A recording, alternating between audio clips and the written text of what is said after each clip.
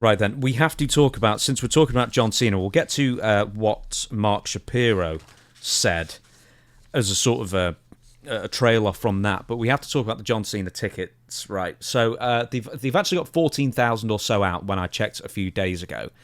But then you go on the actual Ticketmaster website. So the arena itself for basketball, and I think they've got the small stage setup. So, they've got the floor seats and the small stage up. So it's still probably over 20,000. And they've blocked off like 4,000 seats, like 12 blocks already that they're not selling seats for at the moment. So you go on Ticketmaster and you look at it and you realize how many resale tickets there are. It's like thousands almost. It's probably over 1,000 resale tickets they've got. So the reason I suspect that is because a lot of scalpers got in on the pre-sale, bought up tickets, and hadn't realised just how unbelievably expensive they were for the regular fan, because the pre-sale had 60,000 people in the queue waiting to buy these tickets, and only a small percentage of those people actually bought tickets because the get-in price is $500 for the nosebleed seats. Basically, you can get a few for about $450, like before taxes. It did include the Ticketmaster fee, but not taxes. But I think I said this on my video. Family of four, let's call it $500 for nosebleed seats. Include your fuel and your food and your drink and everything like that. That's $2,500 for a night out, or you can buy a massive TV and watch every show. And have money left over. Mm-hmm. I don't know, man. We want to do that video talking about how much does it cost to be a WWE fan in 2025. I know we've been prepping for it. We got the green screen, so that might help with it. But man, how are people surviving in general who don't go to wrestling shows? It's tough enough for anybody to survive right now with everything going on with the economy, with the world, with unemployment, with a ton of things going on that feels like everything is about to collapse economically. But man, this is like let them eat cake kind of thing. This is like pretty much the elitist just saying, like, here you go. And for some reason, we had a 2-year period where people were buying it up. That honeymoon period, the prices were there. The prices were expensive 2 years ago, right? When TKO took it over. But then they said, Dude, it's like they've doubled it in a year. It's like they've doubled it since last year. Seriously. And then they doubled it from the year before. As the product quality declines. As the product quality, it's really just trash right now. I don't care what anybody says. You can have little moments here and there. We talk about one-on-one rights where like Logan Paul selling the back of his head is like the biggest moment of the show for me. I'm not paying $500 to see that from the 700 level with a pillar in front of me. So we're like, yeah, in our seats where you got the pillar right in front of you, you're paying $400 or $500. Good Limited Lord, view, what are we restricted doing? view, yeah. I don't have to get the map back up. Just for that one show, it was $11,500 just for front row for that one show. This isn't even a pay-per-view. And here's something else that I actually only thought of today, is that John Cena has said, no, I want to have NXT guys on the show. So okay then, so you've got John Cena's retirement and a bunch of NXT guys, and you could just go to an NXT show for markedly less money. You could fly down to Florida, get a lovely 5-star hotel, go see an NXT show, see all the guys there, and save a ton of money. And probably go to Disney, which is overpriced. Yeah. But it's like overpriced and stuff, because I think people were bringing up, it's the same with gig tickets, it's the same with everything ticket. Everything's more expensive, of course, with inflation and post-COVID. All the venues and all the just everyone who was pricing tickets realised that, hey, we need to make up the shortfall for like 18 months of everything being shut. And then when they did, they realised people were paying those prices. So they just kept on putting them up. But my example was, I went to go see Oasis for the equivalent of, I don't know how much it was, probably £140 actually, so it might have been $180 or something like that. That's expensive for a music gig. But that was like a happening. It was Oasis return to Manchester. That's a huge deal. Whereas that's still not even half of the John Cena retirement thing, and we don't even know his opponent. Well, I'm going to tell you right now, for people that, like, I kind of scratch my head, not the one with the staples in it, this side, but I look at this, and if people have countered us on this, If you don't think that they're setting it up to be sold and bought by Saudi Arabia, then you're foolish. There's no other way to cut salaries, cut people, raise ticket prices, never talk about the amount of people, but talk about the gate, the money you drew, the merch you sold. You're literally setting it up to be sold. You're lowering all your overhead as much as possible, inflating the portfolio, so that way you maximize the amount of money you sell it for. That's all they're trying to do. SmackDown. Now, I know it's not entirely fair because they ran Halloween night and then they also ran Salt Lake City 2 days in a row. But November 1st was not Halloween for Saturday night's main event. That I think did less than 8,000. And the writing's not entirely been on the wall, but the last few weeks, SmackDown has been well below average of the first 3 quarters, well below. 4,000, less than 5,000, about 7,000 for the last 3 weeks, I think. And SmackDown itself has been worse than Raw as far as booking goes. They've been really lackluster shows for months now. And I just think because, there was the perception at the beginning of 2025 still that, the hottest ticket in town, people were buying tickets months in advance at the inflated prices. And now the prices have got even higher. And now the creative since WrestleMania 41 hasn't been there. In fact, on the day of WrestleMania 41, when Travis Scott walked out instead of The Rock, that was like an absolute cast iron line of where fans started giving up a little bit, I think. That was the ultimate bait and switch that they got, and they never recovered. I want to say this for everybody, and you got the Vince McMahon thing in here. This is a good segue. I remember there was a show, and one of the agents or somebody was telling Vince, because the house was very light, pre-sale was light, and the house shows that weekend were very light. And the agent was telling Vince, well, we had baseball this night. It could have been the circus or a concert. He was giving all the excuses as to why people were siphoned away from the WWE event and went to these things. And Vince said this, and this proves how much it's been a 180, because they use that excuse every time for all the companies, not just WWE. Vince said, if we gave them a product that was worth buying a ticket for, they would be here. I'm paraphrasing it, but he basically said, don't blame all these others. We need to put a good product out so we can beat those other events. What do they do now? Well, NBA playoffs, NFL, this. They use every excuse in the book.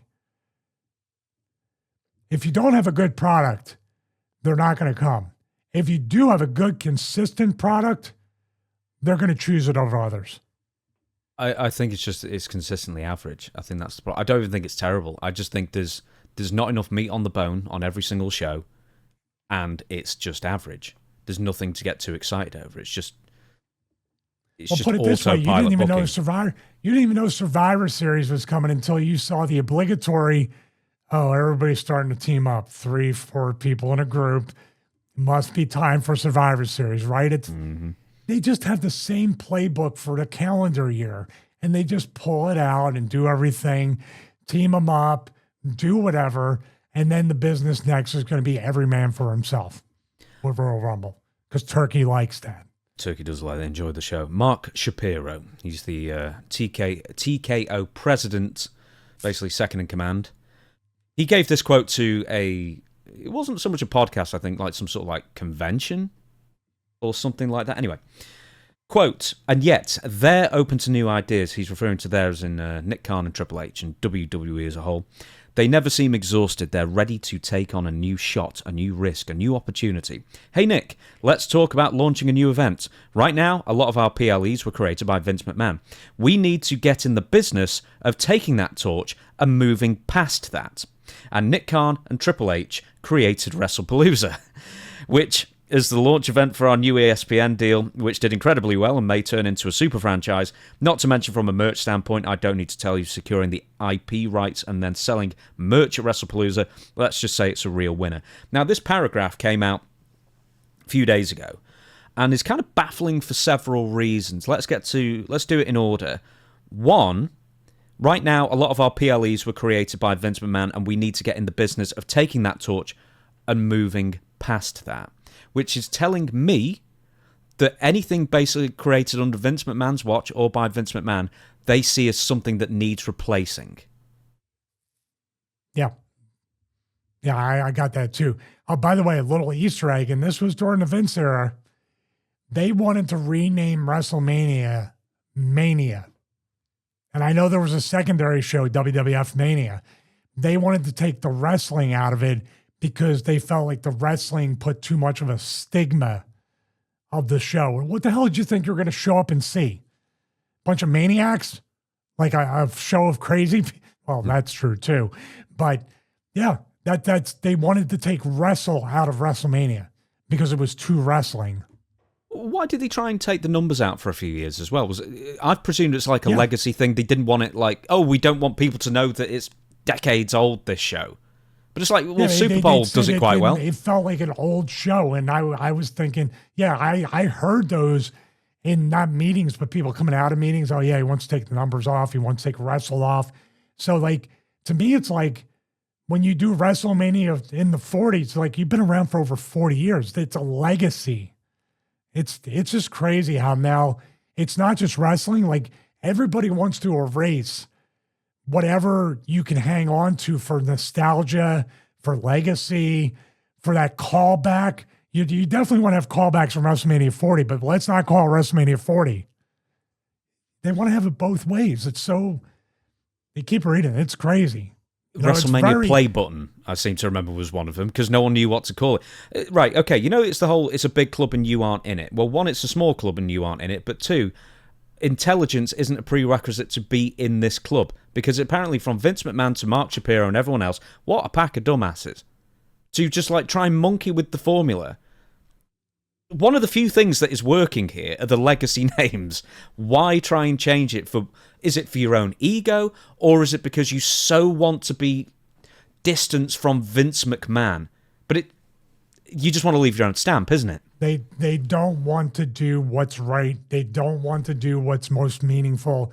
They want credit for creating it, like you said. They don't care about that. They just want to say we create. Dude, you get the WrestlePalooza, the origin of WrestlePalooza. He couldn't have been more wrong about that. Right. So one, Paul Heyman was using EC because I used this argument. Right. Okay. You want to get rid of everything Vince McMahon used, but for some reason that bastion of all that's good and pure in wrestling, Paul Heyman, you're happy to steal from him, which Mark Shapiro doesn't even realize came from ECW, and that didn't come from ECW because that came from an episode of Married with Children, which was a parody of Wrestling with King Kong Bundy and Bud Bundy. But here's the thing. I didn't realize this. I think someone wrote to me and said that WrestlePalooza, WWE didn't actually own the IP for. Someone else trademarked it, and then they had to buy the trademark or negotiate the trademark away from this person or entity that ended up trademarking WrestlePalooza, because apparently no one else wanted it for years. Well, I think you and I need to go on a certain website and see what's trademarked and what isn't. Can have another stream of income. Stevie Richards. Finally get that back. No, I don't want that back. Okay. I'll gain 60 pounds and lose my hair. I don't want that back. Dear me. Shapiro a few months ago was the one lambasting Vince McMahon for targeting families with the WWE ticket pricing. Now, we remember that. I forgot about that. Oh, my God. It's like originally he was all for distancing himself from Vince McMahon, and he still met up with him socially afterwards. But then also he's one of the driving forces to gouge fans out of as much money as humanly possible. And a lot of people who write in the comments when I talk about ticket prices, which is something I talk about a lot, is, man, my family saved up to get nosebleed seats, but it was so great to be there for the first time, just to witness everything live and the atmosphere and the arena and everything, and the whole experience. Well, especially for Cena's last match, but even, look, your average Raw now in the States, the buy-in for the worst seats is 120. So if you're a family of three, or let's call it family of four, what's that? $500 basically. Maybe a little more with the taxes. Before concessions, before food, before parking, before gas money. You got to factor everything into it. Or buy a Nintendo Switch 2. Or just, I guess this is here's a little bit of a theory. Is their ploy to make the $30 a month for ESPN seem, or even ESPN and Peacock per month seem affordable to somebody? Because when you look at ticket prices, you look at the streaming prices, you're obviously going to be like, this is a better deal. With WrestlePalooza, Shapiro was also saying, I think it was estimated like an extra 125,000 people signed up for ESPN. And it was attributed to WrestlePalooza. But with the amount that ESPN are paying WWE, I worked out roughly that they would have had another 850,000 sign-ups. 850,000 sign-ups in total to break even with the WWE PLA thing. And TKO, the UFC branch, signed a $7.7 billion distribution deal with Paramount for 7 years. There is not a chance in hell that they will ever recoup that money either. So it's just being positioned as the market leader in sport, in your chosen sport, or even with pro wrestling, that it just seems to be that people are throwing money at you, even though they can't possibly make a profit from it. Yeah, there's some money marks at ESPN and Paramount right now. You can definitely tell. And those deals, guess what? The price for Saudi Arabia keeps going up when those deals are done. I want to say this because this is the scary part, and a lot of places are doing this right now. Do you think WWE is going to come out with a credit card for buy now, pay later for your tickets, for your WWE, and you get a little bit of a discount? You get first dibs on the tickets, but it's buy now, pay later. Yeah, that like Amazon or Klarna or something, yeah. Yeah, they're going to go. They already do the credit card commercials, but what if WWE has their own buy now, pay later with high interest rates, and it's another source of income for TKO? So do you think Mark Shapiro and the gang at TKO is turning Vince McMahon babyface after all these years? Yeah, a guy with 19 NDAs, a guy who obviously it's come out with a lot of things we've talked about on this show, amongst other things throughout the decades. Yes, Vince McMahon is actually not as bad as TKO from a creative or administrative sense. And that's saying something because Vince is not a good human being. So he might be a bit bipolar and have a good heart at times, but deep down he's very, and you want to talk about, we talked about how to touch Vince. Like Vince looks so much more in touch than when it comes to these people. These people are, dude, if you're giving TKO, and I'm going to keep saying TKO, not WWE, it's the same company. If you're giving TKO this kind of money, and all they keep doing is saying, not enough, you got to pay more. Not enough. You know what? Vince loved families. F those families. Here's your prices. They're literally, dude, this is a Christmas Carol. And TKO is playing the part of Ebenezer Scrooge. And we're not going to get Christmas morning where he throws the coin out to the little orphan kid. Not going to happen. No, do you know what he's going to throw out? If anything, he's going to get the forklift driver who almost killed Roman Reigns come in and run that kid over. No, the Grinch or Ebenezer Scrooge is going to throw out a piece of Slim Jim at the orphan. And say, he's going to put the kid through a Slim Jim table. That's what he's going to. Ha. But hey, by the way, they TKO, just like Vince did in a lot of ways, they think they're the baby faces. They think they're doing the people a favor. They think what they have is great. Your product sucks. Yeah. How's that?